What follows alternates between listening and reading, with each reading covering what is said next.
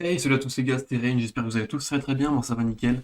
On se retrouve aujourd'hui pour une nouvelle vidéo sur un nouveau film d'horreur qui est sorti le 5 juillet 2023. On parle de Insidious 5, c'est parti.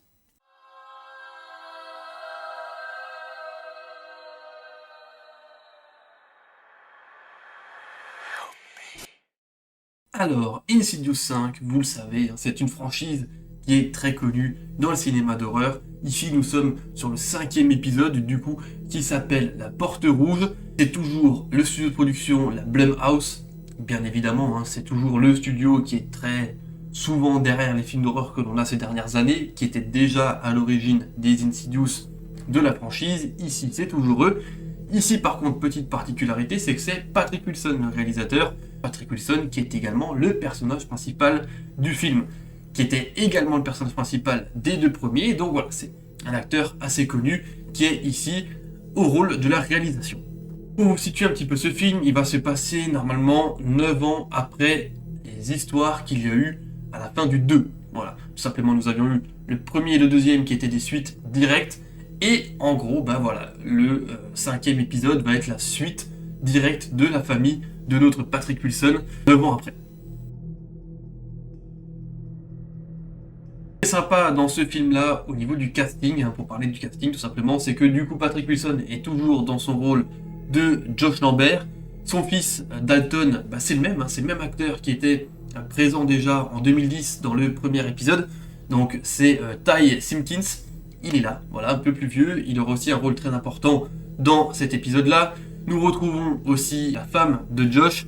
On la voit un peu moins que dans les deux premiers, elle a un rôle un peu plus secondaire, mais bon, elle est toujours là, donc Rose Byrne qui jouera Rénal.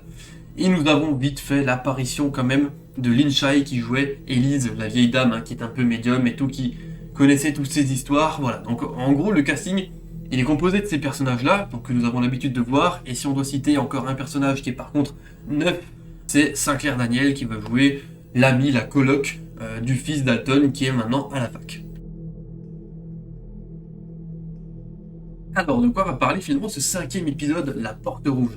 Et bien tout simplement, comme je vous le disais, ça se passe 9 ans après les événements du 2e épisode où Josh Lambert était atteint de possession. Voilà, il y avait eu un gros bordel. Alors si vous l'avez pas vu, bon bah voilà, c'est triste parce que les deux premiers sont vraiment excellents.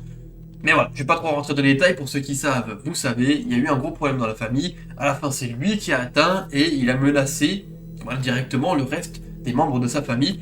Et ça se finissait sur un cliffhanger. On apprend au début de ce 5e épisode que voilà, ils lui ont effacé la mémoire, à lui et à son fils qui était également atteint de possession au départ, dans les premiers épisodes. Et donc, on est 9 ans plus tard, ils ne se souviennent de rien. Et l'événement qui va déclencher un petit peu toutes ces successions funèbres, entre guillemets, c'est la mort de la grand-mère de la famille. Et à partir de là, il y a quelque chose qui se passe. On va dire que c'est l'arrivée des émotions qui chamboule le tout. Le fils a l'air de détester son père, on ne sait pas trop pourquoi à ce moment-là. Il part à la fac. Le père, lui, Josh, il est dans le flou total, justement, depuis quasiment 9 ans à cause de son effacement de mémoire. Et en plus de tout ça, son fils se barre. On apprend qu'il est divorcé avec sa femme, qui était là dans les deux premiers épisodes. Et sa mère décède. Donc, enchaînement de situation, franchement pas terrible. Et à partir de là, c'est la descente aux enfers.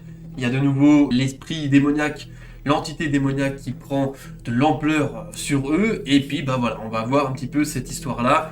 Qu'est-ce que c'est que cette porte rouge, effectivement, que nous avions également vu dans le 4e épisode, si je ne me trompe pas. Voilà, donc en fait, on a tout qui se regroupe, on a tout qui reprend sens. Et donc, on suit l'aventure, ici, de nouveau, du point de vue de Josh et Dalton. Je vais vous donner mon avis, sans spoiler bien évidemment, sur ce Insidious 5. Alors moi, qu'est-ce que j'ai aimé d'abord pour commencer? Ce que j'ai aimé déjà, c'est que le casting, ils l'ont gardé. Patrick Wilson, c'était du coup dans cette franchise la première fois qu'il était à la réalisation. Il s'en est pas trop mal sorti. On voit clairement qu'on est loin quand même du premier. Mais allez, ça fait quand même l'affaire. Ça marche bien. Le fait qu'ils aient réutilisé le même acteur qu'à l'époque pour Dalton, ça se voit en fait. Du coup, ça rend crédible parce que on voit qu'il a grandi, on le reconnaît dans ses mimiques et tout. Donc ça, c'est déjà sympa. Après, bon, c'est pas un grand acteur, faut être honnête, mais on va dire que c'est sympa le fait d'avoir gardé le même casting. Patrick Wilson, moi, en tant qu'acteur, je l'adore, donc bon, il est toujours convaincant, moi, lui, je l'aime bien. Voilà, il a vieilli un petit peu par rapport au premier, c'est normal, il y a 12 ans, 13 ans d'écart avec le premier, donc forcément, en laissant passer. Tout ça, globalement, ça m'a plu. Ce qui m'a plu également, c'est un peu le principe du film en même temps, c'est que on se raccroche à l'histoire que nous avions dans les premiers. Moi, les histoires que j'avais d'ailleurs préférées. Et on a du coup plein de petits clins d'œil, on peut le dire. On a le démon qui est de nouveau là, on a pas mal de choses, on a le décor aussi quand il passe dans le plan astral qui est toujours le même, toujours assez glauque, un peu bizarre avec cette lumière rouge et en même temps ces nuages, un petit peu cette fumée bleutée et étrange. Moi ça me plaît bien, ça m'a plu.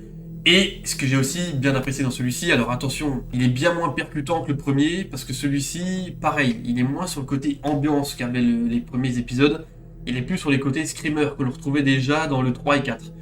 Vraiment les screamers un petit peu faciles, entre guillemets, que l'on voit venir, mais qui sont, on va dire, quand même efficaces, parce qu'ils te font quand même sauter. Ce que j'ai bien aimé ici, c'est que les screamers sont basés sur des peurs très primitives, très classiques. La claustrophobie, toujours nous, comme quand on est spectateur de film, le truc arrive à l'arrière-plan et que le personnage principal ne voit pas. Ça, voilà, c'est ce qui fait monter la tension. Ça y est aussi, c'est pas trop mal fait. C'est assez répétitif au niveau du schéma. On va dire que toutes les scènes horrifiques sont faites de cette façon-là. Mais bon, on va dire que les 1h40 de film quand même, mais peut-être même un peu plus, sont passés relativement vite. Je me suis pas ennuyé. Je l'ai vu au cinéma, la salle était pleine. Et j'ai vu que quand il devait y avoir des réactions recherchées par le film, les gens dans la salle l'avaient globalement. Donc je pense que sur ces points un petit peu d'horreur, ça a quand même bien marché. Après, faut être honnête, on est loin des deux premiers quand même. Après, il y a d'autres trucs que j'ai trouvé, ouais, bon, ça va, mais en même temps, pas trop terrible non plus. Mais par exemple, l'utilisation de Elise, donc la vieille dame qui était là, dans le 4 notamment, qui était un personnage très sympa, avec les deux caméramans, les deux caméramans, on les retrouve vite fait à travers une vidéo YouTube. La vieille Elise, pareil, alors que bon, elle est sur l'affiche quand même, alors je pensais la voir un minimum plus présent, je me suis dit, tiens, ils vont réussir à la faire revenir, je sais pas, il y a peut-être un truc, mais en fait, bon, on la voit pas plus que ça, elle est peut-être tout à la fin, mais franchement, ça dure quelques secondes, quoi, donc en fait, voilà, je trouve pas tellement l'intérêt de l'avoir mis sur l'affiche, ça fausse un petit peu le truc, je trouve. Après, comme d'habitude, on a l'habitude ces derniers temps, avec les derniers films qui sortent, il y a une mini-scène post-crédit, là je dis mini-mini parce qu'elle dure genre 2,5 secondes, mais ça annoncerait peut-être que ce n'est pas la fin de l'histoire. On sait pas trop, ça n'a pas l'air d'être réellement terminé. Bon, ça c'est toujours un peu pareil, Ils font souvent ça, mais en même temps, si après le film il marche pas, on n'a jamais de suite, donc qu'est-ce qu'on fait? Est-ce que ça s'est arrêté là? Est-ce que ça s'est pas arrêté là? Je sais pas. Après moi, ce que j'ai trouvé assez marrant et en même temps assez bizarre, c'est que le démon à la tête rouge qui faisait très peur dans le premier, vous savez, quand il apparaît derrière Patrick Wilson, cette scène complètement emblématique, il est pareil, en même temps pas pareil, je sais pas comment dire dans celui-ci, c'est qu'on le voit aussi, mais il est un peu plus ridicule dans celui-ci. Il fait moins peur, il est moins effrayant, il est juste bizarre. Il a des, je sais pas, il est étrange et du coup, je me suis dit, est-ce que j'étais jeune quand je l'ai regardé et ça rendait le truc effrayant ou c'est juste maintenant, c'est devenu un peu trop con? Je sais pas trop. Je sais pas trop comment me placer là-dessus. Mais bon, voilà, on va dire que c'était quand même sympathique de revoir ces entités-là. Moi, c'est ça qui m'a plu.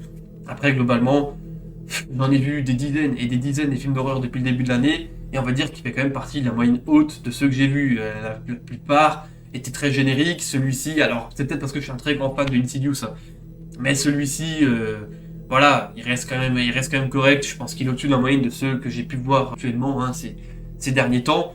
Donc voilà, à voir. Je vais pas vous en dire plus non plus, parce que j'ai pas envie de vous spoiler, mais je pense que si vous avez aimé la franchise, cet épisode-là vous fera quand même plaisir, même si, d'après moi, il n'atteint pas, et de loin, le niveau des deux premiers. Donc pour conclure, c'est un film qui fait du bien, parce qu'on retrouve quelques clins d'œil à des films que nous avions adorés maintenant il y a plus de 10 ans. Nous avons toujours Patrick Wilson, nous retrouvons un petit peu la suite de l'histoire. C'est également un épisode qui répond aux questions que nous avions suite aux deux premiers épisodes, donc ça déjà c'est pas mal, nous avions des réponses en attente, et puis cette fois-ci on les a, donc ça fait plaisir aussi. Maintenant au niveau bémol, c'est que ça joue sur quelques facilités au niveau des screamers, c'est assez répétitif dans l'ensemble de l'œuvre, et on va dire que bon, c'est pas grandiose, bien que ça reste un film assez correct dans l'ensemble. J'espère que cette petite vidéo sur Insidious 5 sans spoiler vous a plu. Si vous voulez que je rentre un peu plus dans les détails dans une autre vidéo, n'hésitez pas à me le faire savoir. On pourra peut-être parler de la franchise également. Et puis en attendant, je vais vous laisser là. Si cette vidéo vous a plu, dites-le moi dans les commentaires. Si vous l'aviez vu, dites-le moi aussi, comme ça on peut en discuter. Et puis en attendant, je vais vous laisser là. C'était Ryan, portez-vous bien. Ciao ciao.